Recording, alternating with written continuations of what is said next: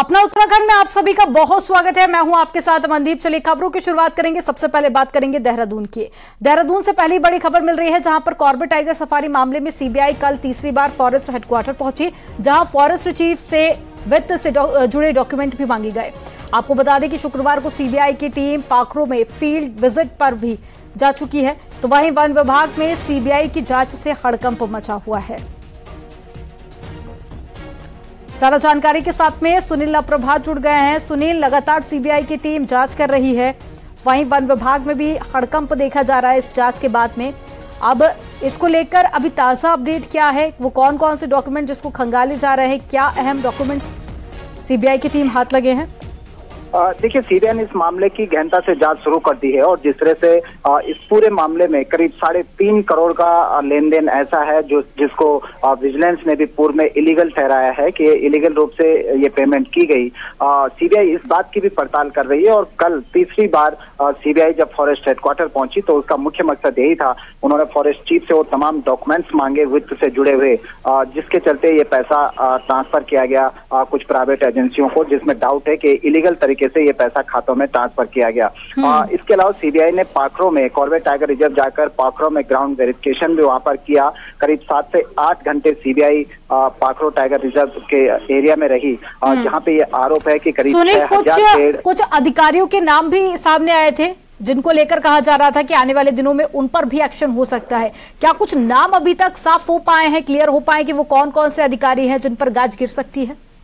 देखिए, इसमें हालांकि वन विभाग के कुछ अधिकारियों पे पूर्व में कार्रवाई हो चुकी है, लेकिन जिस तरह से हाईकोर्ट ने कहा था कि इसमें कुछ बड़े नाम हैं जो शासन लेवल पर भी जो ऑफिसर्स हैं उनको आखिर क्यों बताया जा रहा है, उसमें हाईकोर्ट ने तत्कालीन वन मंत्री हरक सिंह रावत का भी जिक्र किया था और इसीलिए फिर सीबीआई को ये मामला ट्रांसफर कर दिया गया था। अब जिस तरह से सीबीआई एक एक कदम आगे बढ़ा रही है, ये तय मानिए कि इसमें फॉरेस्ट के कई बड़े अफसर सीबीआई के शिकंजे में आ सकते हैं और सीबीआई ने इसकी ग्राउंड पर इसकी तैयारियां भी कर ली हैं। सीबीआई ने कॉर्बेट के डायरेक्टर से करीब 400 से 500 पेज की एक रिपोर्ट मांगी है इन तमाम मामलों से जुड़े हुए कि किस तरह से वहां पर अवैध रूप से पेड़ काटे गए, किस तरह से वहां पर अवैध कंस्ट्रक्शन किया गया और कैसे ये इलीगल तरीके से पेमेंट की गई। तो करीब 400 से 500 पेज बनते हैं, जो सीबीआई ने कॉर्बेट डायरेक्टर को कहा है कि तत्काल जो मामले से जुड़े जो कागजात हैं वो सीबीआई को सौंपे जाएं। जी, जानकारी साझा करने के लिए बहुत शुक्रिया सुनील आपका।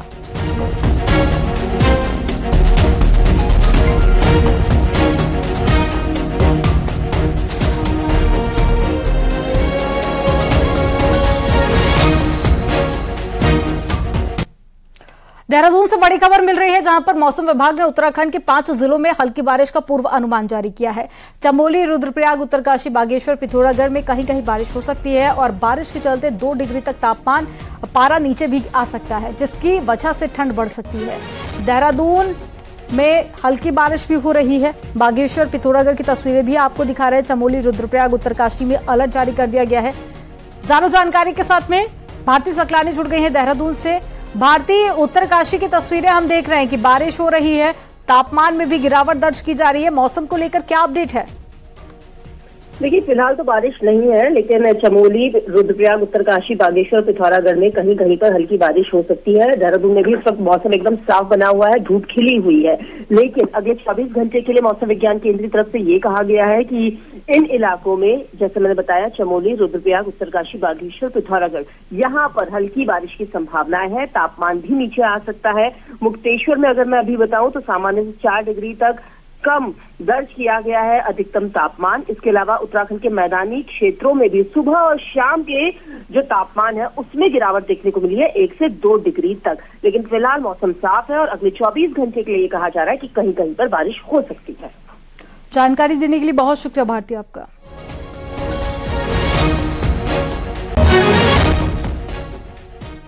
देहरादून में शनिवार को बीजेपी और आरएसएस पदाधिकारियों की बैठक हुई थी। बीजेपी और संघ समन्वयक अरुण ने ये बैठक ली थी और जिनमें लोकसभा चुनाव से लेकर दायित्व बंटवारे को लेकर मंथन हुआ।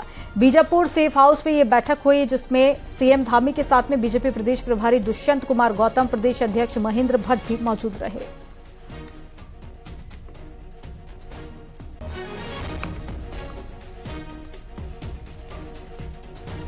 मुख्यमंत्री पुष्कर सिंह धामी ने कल औद्योगिक विकास योजना के तहत स्थापित उद्योगों को भारत सरकार से मिली धनराशि का डिजिटल ट्रांसफर किया।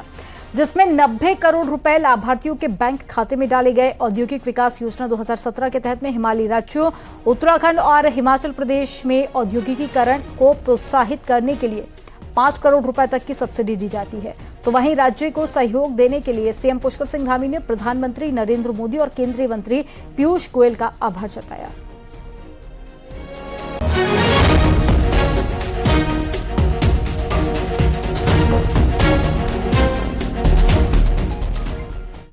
देहरादून के डीएवी कॉलेज की दीवार गिरने से चकराता की 22 साल की सुष्मिता तोमर की मौत के मामले में शनिवार को भी छात्रों का प्रदर्शन जारी रहा।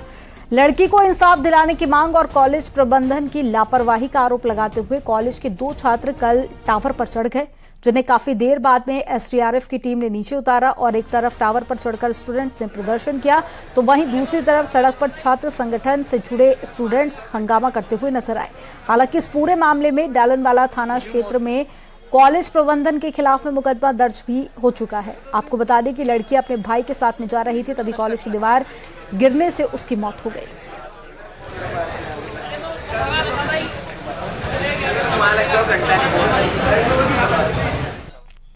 देहरादून में शत्रु संपत्ति काबुल हाउस को 15 दिन में खाली करने का ऑर्डर दिया गया है। 17 अक्टूबर को डिस्ट्रिक्ट मजिस्ट्रेट सोनिका ने ये आदेश दिया था।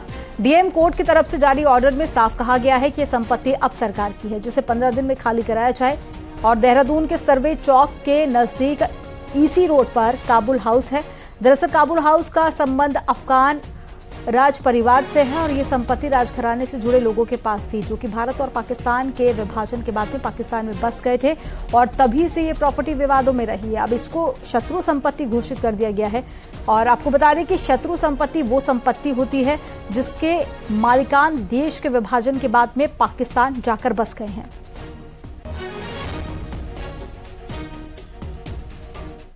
मैं तो सन 50 से रह रहा हूँ, 50 से। अच्छा, तो आप लोगों ने भी कोई वाद दायर किया? हमने वाद दायर किया। पहले हमारा लखनऊ में वाद चला, इलाहाबाद बेंच जब यूपी था, फिर नैनीताल आया, फिर यहाँ आया, पर ये कहीं पर कागजों में शत्रु संपत्ति साबित नहीं हुई। उत्तरकाशी से बड़ी खबर है, जहां पर सड़क हादसे में 2 युवकों की मौत हो गई है। बड़ेथी के पास में स्कूटी को अज्ञात गाड़ी ने टक्कर मार दी थी, जिसकी वजह से 2 युवकों की मौत हो गई।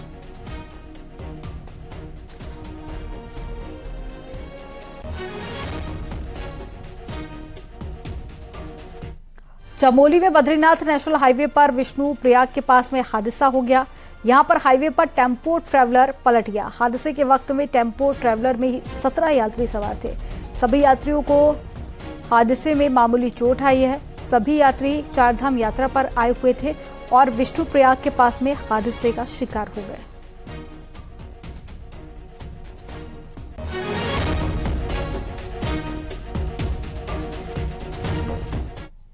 भगवान न करे आपका कोई अपना बीमार हो, क्योंकि अगर ऐसा होता है तो आपको एम्बुलेंस की जरूरत होती है और यही जरूरत आपकी जेब पर भारी पड़ सकती है। ऐसा हम क्यों कह रहे हैं, एक रिपोर्ट में आपको दिखाते हैं।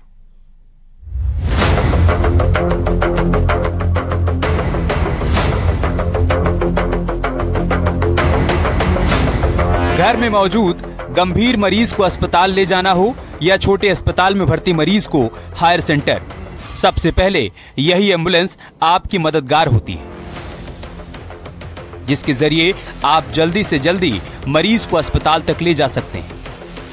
लेकिन देहरादून से लेकर हरिद्वार और हरिद्वार से लेकर हल्द्वानी तक के इन अस्पतालों के बाहर खड़ी इन प्राइवेट एम्बुलेंस को हायर करना मरीजों और तीमारदारों की जेब पर भारी पड़ रहा है,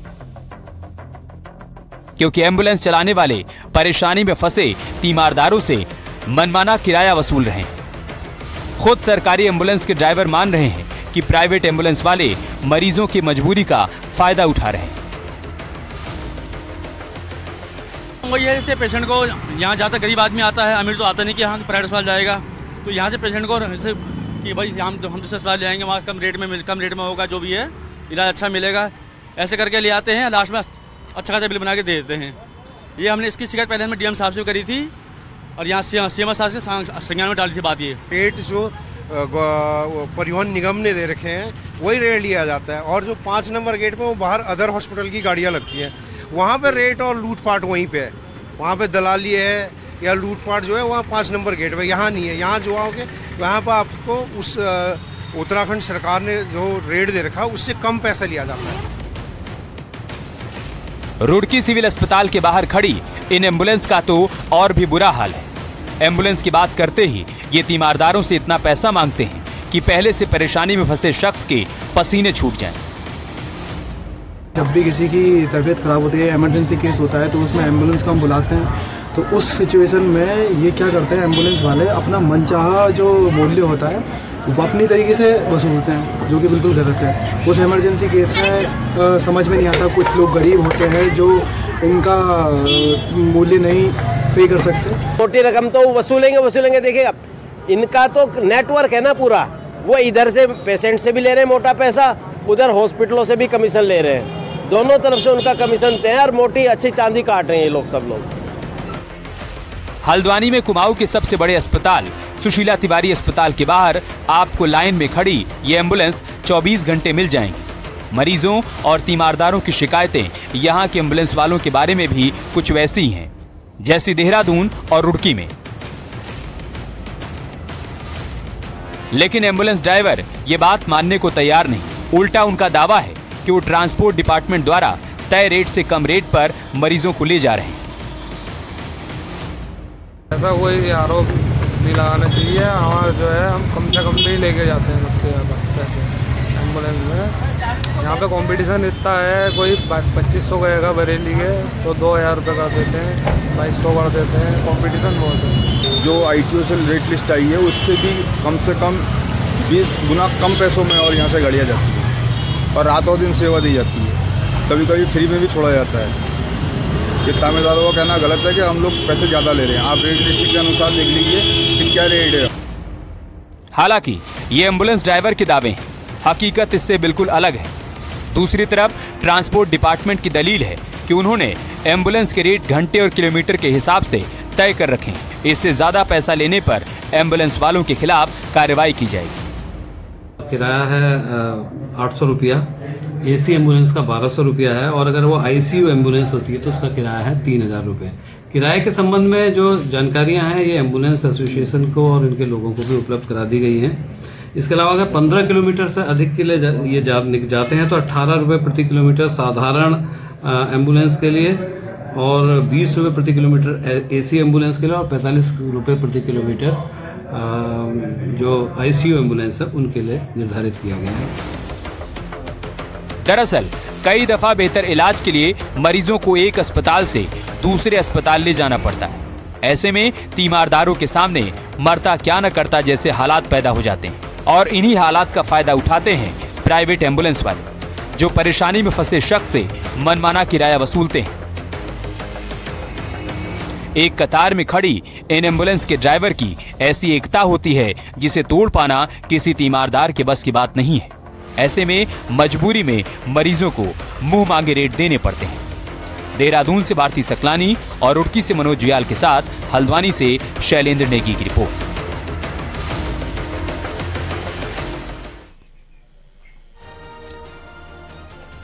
रुद्रप्रयाग जिले में यात्रा मार्ग पर ड्यूटी के दौरान में लापरवाही बरतने से नाराज एसपी ने 5 पुलिस के जवानों को लाइन हाजिर कर दिया और एक PRD महिला जवान को ड्यूटी से मुक्त करने के निर्देश भी दिए हैं। आपको बता दें कि केदारनाथ हाईवे पर आजकल जाम की बड़ी समस्या पैदा हो रही है और कल निरीक्षण के दौरान में एसपी खुद कई घंटों तक जाम में फंस गई थी, जिसके बाद में ड्यूटी पर तैनात पुलिस के जवानों और PRD जवानों के खिलाफ कार्रवाई के आदेश दिए।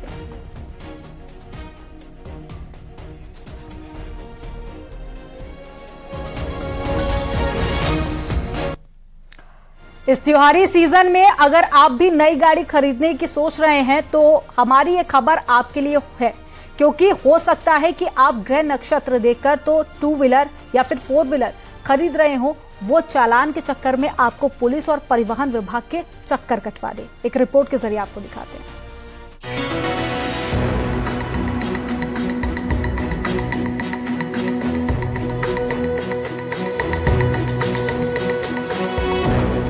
नई गाड़ी खरीदने की खुशी ही अलग होती है, लेकिन इन दिनों उत्तराखंड में परिवहन विभाग और पुलिस मिलकर उन 2 पहिया और 4 पहिया गाड़ियों पर नजर रख रहे हैं जो बिना नंबर प्लेट की सड़कों पर दौड़ रही हैं। हाल ही में देहरादून में पुलिस ने बिना नंबर प्लेट की चल रही गाड़ी के चालान काटे हैं। परिवहन विभाग भी कहता है कि हम सख्ती कर रहे हैं और उन गाड़ियों के चालान काटेंगे जो बिना नंबर प्लेट की सड़कों पर चल रही हैं, क्योंकि इन गाड़ियों से ही अगर कोई एक्सीडेंट होता है तो फिर क्लेम भी नहीं मिल पाता। वही डीलर की जिम्मेदारी है कि तब तक गाड़ी न दे जब तक पेपर वर्क पूरा न हो, और बिना पेपर गाड़ी देने पर डीलर पर भी कार्रवाई होगी। किसी भी गाड़ी को वो गाड़ी तभी किसी एजेंसी से बाहर आएगी जब वो रजिस्टर्ड हो जाएगी। होता क्या है, गाड़ियां आप ले लेते हैं, रजिस्ट्रेशन करवाते नहीं और बगैर रजिस्ट्रेशन गाड़ी चलती रहती है। इसलिए नियम किया गया है कि एजेंसी वाला गाड़ी रजिस्टर्ड करवा के ही उनको देगा, यहाँ तक कि नंबर प्लेट लगवा के देगा, उसके बाद ही रोड पे गाड़ी आएगी चलेगी। तो हम लोगों ने इसमें अभियान भी चलाया, पुलिस भी काम कर रही है और हम लोग भी इसमें कार्रवाई कर रहे हैं, चालान भी करते हैं। अब ऐसे में दिक्कत उन डीलर के सामने है जो फेस्टिव सीजन में गाड़ी निकलवाने की कोशिश करते हैं और डीलर ही रजिस्ट्रेशन से लेकर नंबर प्लेट तक का काम करता है। लेकिन परिवहन विभाग की वेबसाइट पर इतना लोड रहता है कि एक गाड़ी के नंबर प्लेट आने में ही कई हफ्ते लग जाते हैं। ऐसे में जो ग्राहक ग्रह नक्षत्र या कोई खास मौके पर गाड़ी लेना चाहता है वो इतने दिन इंतजार नहीं करता। कस्टमर के पास थोड़ा सा टाइम का भी प्रॉब्लम रहता है। हमारे पास जिस अकॉर्डिंग हम लोगों के पास स्टॉक और अवेलेबिलिटी होती है, हमारे पास पार्किंग का भी स्पेस रहता है, नहीं रहता है इतना। तो इसके लिए ऑलरेडी आरटीओ साहब से हमने रिक्वेस्ट की थी कि थोड़ा कुछ प्रोसेस फास्ट किया जाए या कोई अलग अल्टरनेट ऑप्शन निकाला जाए, ताकि हमें 1 या 2 दिन के बाद नंबर प्रोवाइड किया जाए आरटीओ की तरफ से, ताकि हम भी कस्टमर को सपोर्ट कर पाएँ और हम डिपार्टमेंट को भी सपोर्ट कर पाएँ। मुझे तो नहीं लग रहा है डॉक्यूमेंट्स वगैरह है तो वो नहीं करेगा, मतलब चालान तो नहीं कटेगा। लेकिन कार्ड दे रहे हैं वो तो गलत है कि अभी तक तो मैंने ऐसे फेस नहीं किया, सो आई कांट से। यानी इस फेस्टिव सीजन में अगर आप भी कोई नई गाड़ी खरीद रहे हैं तो पेपर वर्क पूरा कर ले, वरना हो सकता है कि आपकी खुशी में भी खलल पड़ जाए। न्यूज़ 18 के लिए देहरादून से भारती सकलानी उनियाल की रिपोर्ट।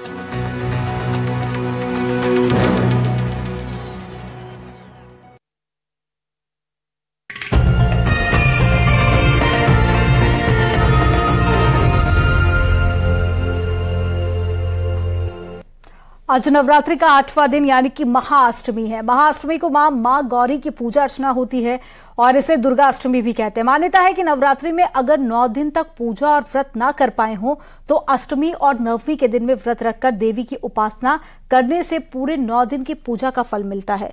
इस दिन लोग कुल देवी की पूजा के बाद में कन्या पूजन भी करते हैं। ज्योतिष में मां महागौरी का संबंध शुक्र ग्रह से है। इनकी आराधना से वैवाहिक जीवन में सुख शांति आती है। शारदीय नवरात्र के महाअष्टमी के अवसर पर समूचा पहाड़ भक्तिमय हो गया है। चारों ओर गूंजते चंडी पाठ और वैदिक मंत्रों के श्लोक, शंख, घंटे, घड़ियाल की मंगल ध्वनि से वातावरण गुंजायमान है। आज महाअष्टमी के मौके पर में मंदिरों और पूजा पंडालों में विधि विधान के साथ में देवी आद्यशक्ति महामाया की आराधना की जा रही है और सुबह से ही जगत जननी मां की पूजा अर्चना शुरू हो गई है।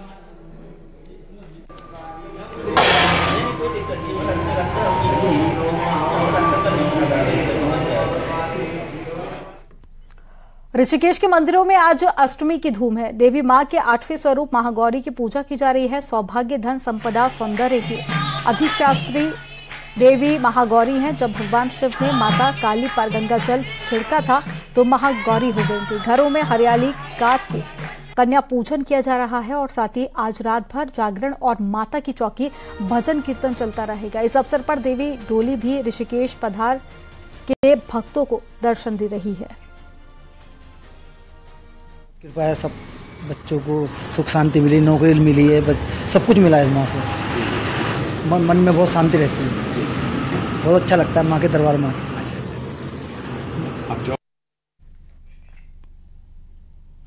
नवरात्रों में सभी जगहों पर रामलीलाओं की धूम है। हरिद्वार की जिला जेल में भी अपनी तरह की अनूठी रामलीला चल रही है। यहां कैदी ही रामलीला के सभी पात्रों को निभा रहे हैं। खास बात तो यह है कि इस रामलीला में हिंदू ही नहीं बल्कि दूसरे धर्मों के लोगों ने भी बढ़ चढ़कर हिस्सा लिया है। रिपोर्ट के जरिए आपको दिखाते हैं।